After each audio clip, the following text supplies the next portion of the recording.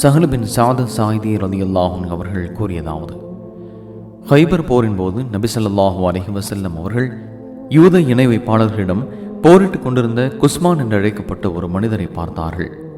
அவர் எதிரிகளுக்கு பதிலடி கொடுப்பதில் முஸ்லிம்களிடையே மகத்தான பங்காற்றுபவராக இருந்தார். அப்போது நபி ஸல்லல்லாஹு அலைஹி வஸல்லம் அவர்கள், நரகவாசிகளில் ஒருவரை பார்க்க விரும்புகின்றவர் இவரை பார்த்து கொள்ளலாம் என்று குஸ்மான் எனும் அந்த மனிதரை குறித்து கூறினார்கள். அவரை பற்றி நபி அவர்கள் ஏன் அவ்வாறு கூறினார்கள் என்று அறிந்து கொள்வதற்காக உடனே அவரை இன்னொரு மனிதர் பின்தொடர்ந்தார்.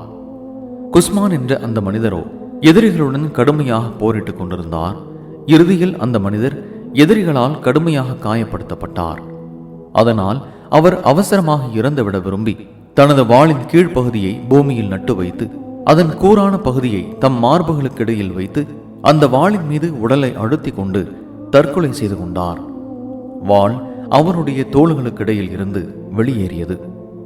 அப்போது நபி ஸல்லல்லாஹு அலைஹி வஸல்லம் அவர்கள், ஓர் அடியார் மக்களின் பார்வையில் சொர்க்கவாசிகளின் நற்செயலை செய்து வருவார், ஆனால் உண்மையில் அவர் நரகவாசிகளில் ஒருவராக இருப்பார்.